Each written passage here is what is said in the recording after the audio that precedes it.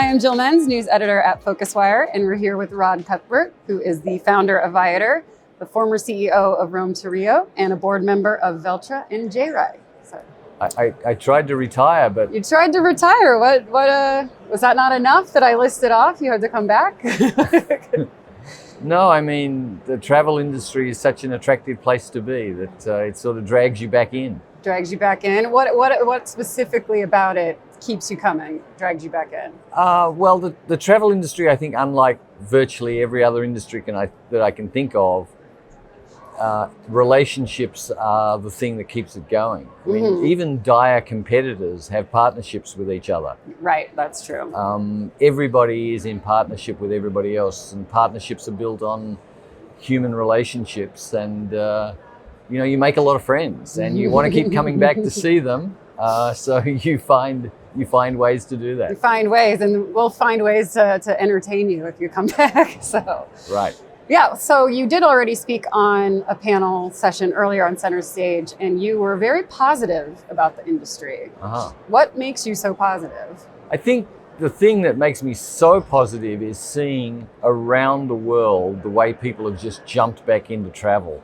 And COVID's still out there, and the industry is not having its easiest time. There's there's reduced capacity, reduced staffing, there's all sorts of impediments, yet people are saying, damn it, I'm going anyway. And that's just a terrific thing for an industry. It means that there's just so much growth potential there. There's so much opportunity for new companies to come in and do new things, and for existing companies to get better. So yeah, I'm super positive. That's good, that's good. Where do you see sort of the opportunities now that we're kind of still in the pandemic, but past the hard part, where are the opportunities that you're seeing? Look, honestly, I think the best answer for that is, where aren't there opportunities? Okay. There are always, you can always find ways to improve on the way that we do things. And there's companies that specialize in that. And then there's others who come in with just new ways. I just spent a couple of minutes with a woman at a stand over here, and she's got a business it's like, introducing families who are traveling to families who are locals. Oh yes, yeah. It's called It's July. It's July. I think it's a month. Yes. It's yeah. July, yeah. And I'm not an investor. I just heard about it 5 minutes ago. And it's like, that could work, because it really does help to know somebody on the ground in another place, particularly if you've got little kids.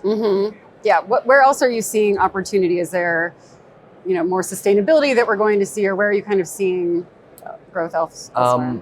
I think that whilst sustainability has been pushed a little bit out of sight by everything that's going on, what with the pandemic and Ukraine, et cetera, I believe, and I think the numbers will bear me out, that young people in particular, the sort of 18 to 35 age group, they really do care about carbon emissions. They care about it a lot, and they're looking for ways to travel where they can feel good about the fact that, yeah, I traveled, but I didn't, dump too much carbon into the atmosphere. Could have been worse. Yeah, it could have been a lot worse. I took trains where I could, and I stayed at hotels that, that care about this stuff. So I think that's a really great opportunity. Yeah.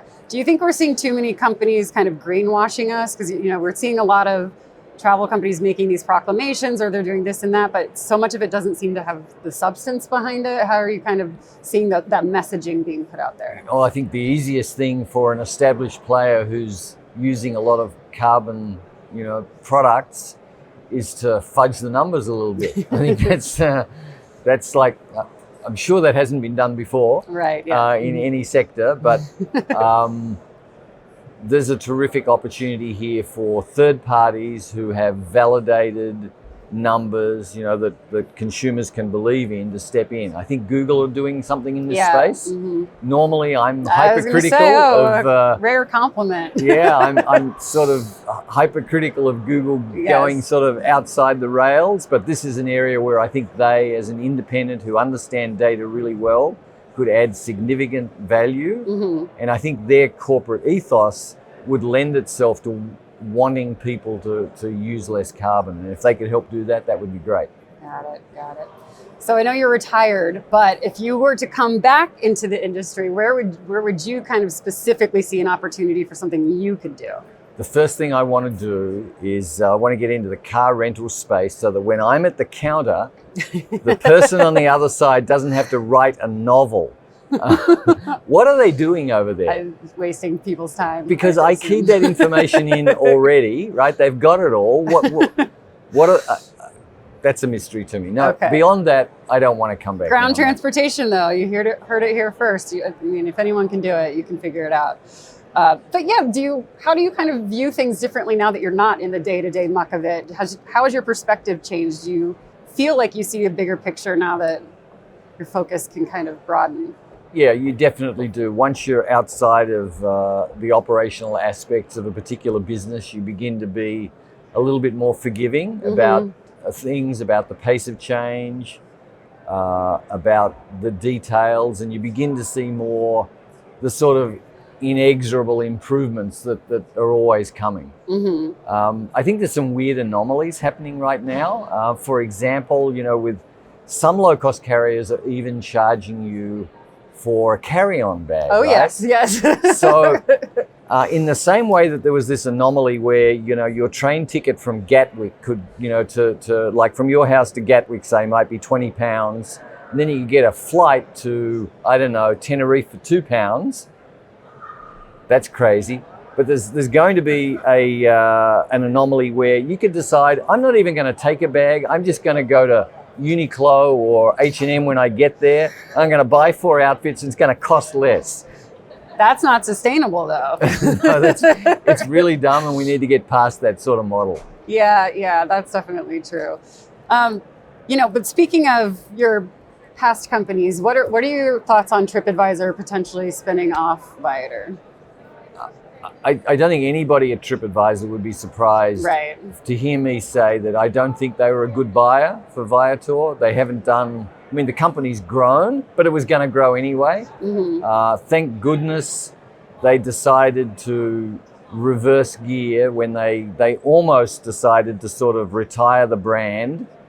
They had certainly got rid of most of the key executives, and they had this belief that people would buy activities from Tripadvisor, which was nonsense. So then they sort of changed gear, put the accelerator down on the Viator brand again, and it continued to grow. But you know what? I always wanted somebody else to buy the business, Booking.com or somebody. It didn't happen. I think it would be terrific if Viator found themselves either independent, publicly traded, or in the hands of a more sophisticated and less ego-driven owner. Fair enough. But okay, so going back to OTAs though, on stage earlier, Timothy O'Neill Dunn said, his exact quote was, for the other 2 OTAs outside of China, meaning Booking Holdings and Expedia Group, it's game over. Well, he meant it's game over for somebody else trying to come in and compete with them. And I think that's right. There's almost sort of the laws of physics take effect. They're so big, they've got so much mass that they can draw customers in, whether it's through their third-party relationships or just their own SEO and SEM presence. It's very hard to get past them. Yeah. And they do have lots of inventory, and they do have great deals and great tech, etc.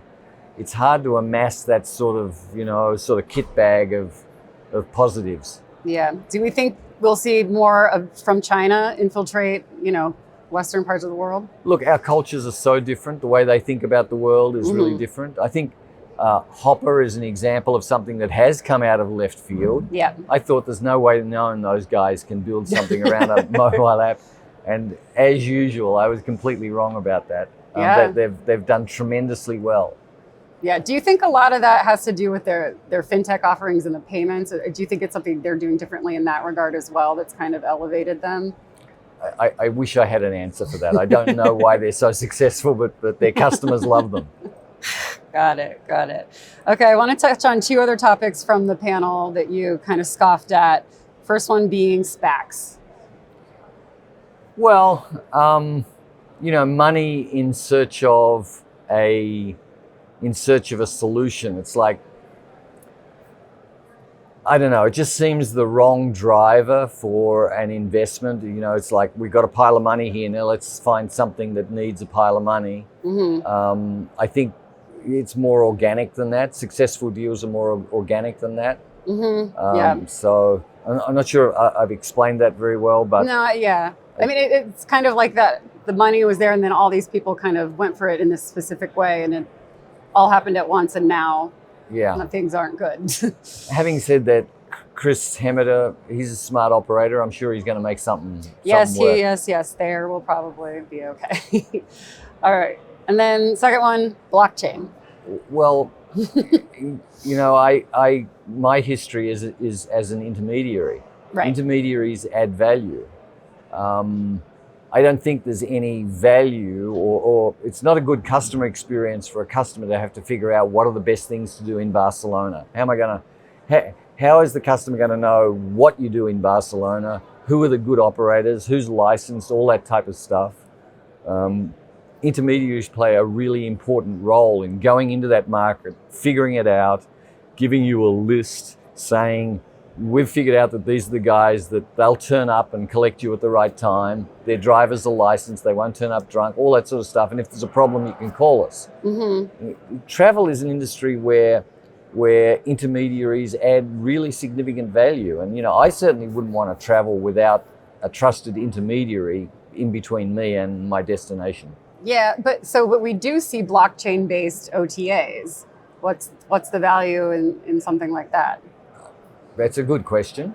I don't know what the value is. Okay, and then what about like NFTs? Do they have a use case in travel? Completely irrelevant. You're just throwing things out that sound techie and hope people buy it? Yeah, it's like jargon soup, man. Just like get rid of that. We don't need it. I like that. Great. All right. Well, what else is up for you? And we'll wrap it up. I'm really positive about the industry. I think there's never been more evidence. I mean, the closest thing we've had to this was 9/11. That's 20 years ago. And after 9/11, people got back into travel really quickly. Now we're seeing that on steroids. Yeah. People just they've got their 2 years worth of budget that they didn't spend. They're spending big. They're loving it. It's I think this is a really exciting time. The next 5 years for travel is fantastic. Good. It's a good positive note to end on. Thank you so much, Rod. Thanks, Jill. Thank you.